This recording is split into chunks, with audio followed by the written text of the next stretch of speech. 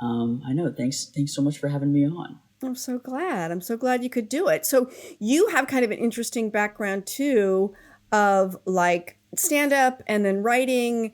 And first of all, I watched your send up of Bye Bye Miss American Pie, which was hysterical and smart and funny. And like, so we'll get back to that. So you created this great parody, which you can watch on YouTube. And, but now you're working in a really interesting place. Talk a little bit about Rizzle? Rizzle, yeah, exactly. So Rizzle is the easiest way to think about Rizzle. It's like TikTok, but series based. And, really, right, we have 15 million global users, which is really exciting. And we have, we're encouraging a lot of, comedians and emerging video creators to, make their own series on Rizzle, right? Again, Perfect. Vertical, 60-second chunks.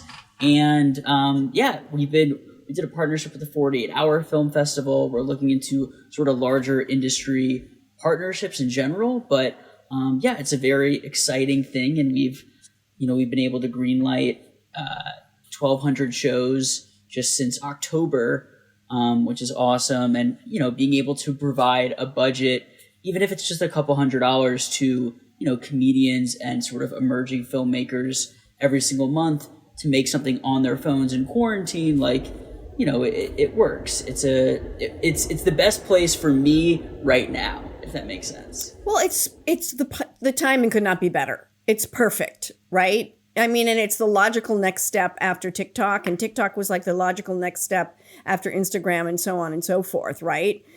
I mean, totally. It's like, because as TikTok, and I know this much about TikTok, which is this much more than most people my age, but right. You see people wanting to use TikTok in that way. You see that there's sort of this desire to have it be more storytelling. So I think that's awesome.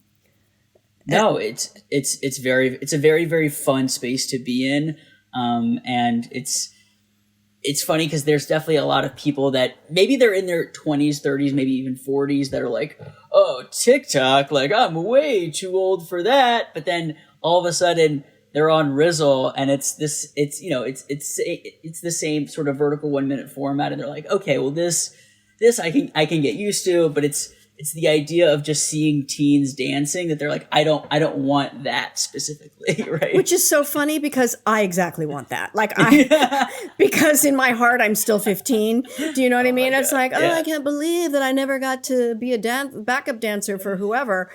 And my son's girlfriend, Samantha, she was explaining TikTok to me, like, I don't know how long ago. Right. And I was like, well, that's for the young people. And she's like, no, moms are blowing up now. And then she shows me this one TikTok of some mom doing really something embarrassing, and her daughter coming on and going, Mom, stop it. And it was, I think it was planned and kind of staged, of course. But it shows how you've got like, the mom in the kitchen moonwalking or whatever, right. or, and I'm like, sign me up, because I'm still 15 in my mind. So, oh my God. I mean, mom influencers, I could go on a whole tangent about this, but mom influencers are such a big, they're a thing, right? Market. Oh my God. You're talking about the market with the most spending power, realistically, like, for all these different products at least on Instagram. But anyways, we're not going to just spend all podcasts talking about content